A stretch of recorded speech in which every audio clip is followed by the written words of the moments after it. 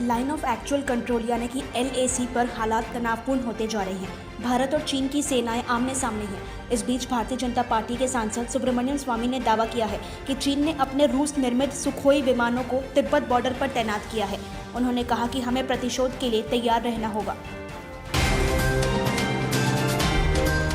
14 सितंबर से शुरू होने जा रहे संसद के मानसून सत्र में दोनों सदनों में शून्यकाल यानी कि 0 30 मिनट का हो सकता है। संसद सामान्य तौर पर चलती है तो शून्यकाल 1 घंटे का होता है। इस दौरान सांसद लोकसभा स्पीकर और राज्यसभा में चेयरमैन की अनुमति से अपने क्षेत्र और देश के समसामयिक मुद्दों को उठाते हैं। इसके लिए प्रत्येक सांसद को 3 मिनट का समय दिया जाता है। अब कोरोना काल को देखते हुए शून्यकाल के 30 मिनट तक चलने की संभावना है।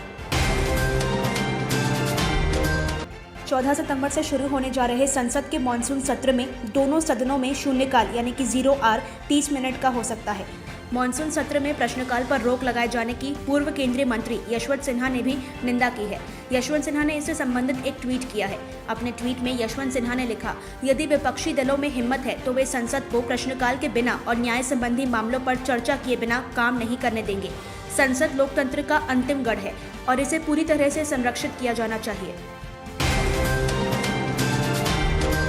समाजवादी पार्टी के मुखिया और यूपी के पूर्व मुख्यमंत्री अखिलेश यादव ने JEE मेंस की परीक्षा में छात्रों की अनुपस्थिति को मुद्दा बनाकर केंद्र की मोदी सरकार को घेरने की कोशिश की। अखिलेश ने अपने ट्वीट में कहा कि आज JEE की परीक्षा में बंगाल में केवल 25% व अन्य राज्यों में 50% परीक्षार्थियों के ही भाग ले पाने की खबर दुर्भाग्यपूर्ण है। बीजेपी सरकार अफसर की समानता के संवैधानिक अधिकार का हनन कर रही है। गुजरात बीजेपी अध्यक्ष CR पाटिल इस कोरोना काल में ना ही WHO की बात को सुन रहे हैं और ना ही प्रधानमंत्री नरेंद्र मोदी की 2 गज की दूरी बनाए रखने की बात पर अमल कर रहे हैं। CR पाटिल ने गुरुवार से सुप्रसिद्ध यात्रा धाम अंबाजी मंदिर में दर्शन कर अपना उत्तर गुजरात का 3 दिन का दौरा शुरू किया। पाटिल के स्वागत के लिए पहुंचे लोग एक दूसरे से सटे हुए खड़े थे, मानो इन्हें कोरोना का खौफ ही ना हो। हर कोई उनके स्वागत के दौरान सोशल डिस्टेंसिंग की धज्जियां उड़ाता दिखाई दिया। मध्य प्रदेश के छिंदवाड़ा शहर में एक युवक ने इंजीनियर चायवाला के नाम से चाय की दुकान खोली है, जो कि काफी चर्चा में है। साथ ही चाय की दुकान में लगे हुए बोर्ड पर लिखे हुए शब्द आजकल लोगों के आकर्षण का केंद्र बने हुए हैं।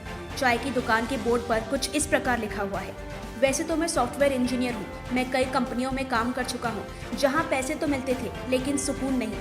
मैं हमेशा से ही बिजनेस करना चाहता था। राजधानी रायपुर में गुरुवार को 712 और प्रदेश में कोरोना के 2284 नए मरीज मिले हैं। राजनांदगांव मेडिकल कॉलेज की डीन डॉक्टर रेणुका गहने भी कोरोना से संक्रमित हो गई हैं। अब प्रदेश में मरीजों की संख्या 37,969 हो गई है। एक्टिव केस 18,702 है। वहीं 18,950 मरीज स्वस्थ हुए हैं, जो कुल मरीजों के आधे से अधिक है। पिछले 24 घंटे में 730 मरीजों को डिस्चार्ज किया गया, जिसमें रायपुर के 228 मरीज शामिल हैं। इस दौरान प्रदेश में 16 लोगों की जान गई है, जिसमें 10 रायपुर के हैं। कोरोना से अब तक प्रदेश में 316 और राजधानी रायपुर में 165 लोगों की मौत हो चुकी है। नेता प्रतिपक्ष धर्मलाल कौशिक ने 2019 की नेशनल क्राइम ब्यूरो की रिपोर्ट के आधार पर छत्तीसगढ़ में आत्महत्या के बढ़ते मामलों पर चिंता जताई है।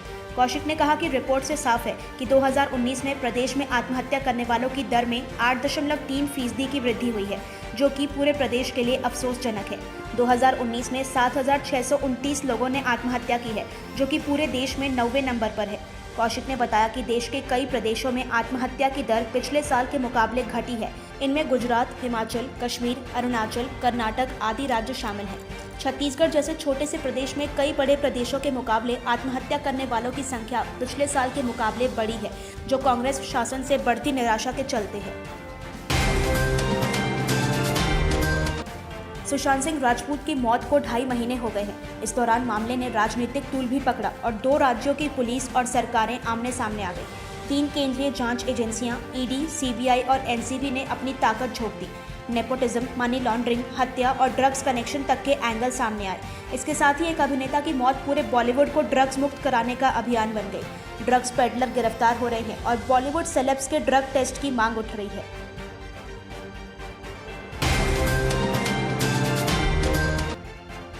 सुशांत सिंह राजपूत मौत मामले में रिया चक्रवर्ती और सैमुअल मिरांडा के घर एनसीबी की टीम छापेमार कार्रवाई कर रही है। एनसीबी ने ड्रग्स कनेक्शन के मामले में अब तक 5 लोगों को गिरफ्तार किया है। गुरुवार को ड्रग्स कनेक्शन में गिरफ्तार जैद विलात्रा को कोर्ट में पेश किया गया था। वहीं आज सैमुअल मिरांडा को एनसीबी अपने साथ लेकर गई है। टोक्यो ओलंपिक के लिए क्वालिफाई कर चुके दीपक पुनिया, नवीन और कृष्णा 3 भारतीय रेसलर का कोरोना टेस्ट पॉजिटिव आया है। स्पोर्ट्स अथॉरिटी ऑफ इंडिया ने गुरुवार को इसकी पुष्टि की। सभी रेसलर हरियाणा के सोनीपत साइंस सेंटर में 1 सितंबर से शुरू हुए रेसलिंग के नेशनल कैंप में शामिल थे। रिपोर्ट के बाद सभी को क्वारंटीन कर दिया गया है।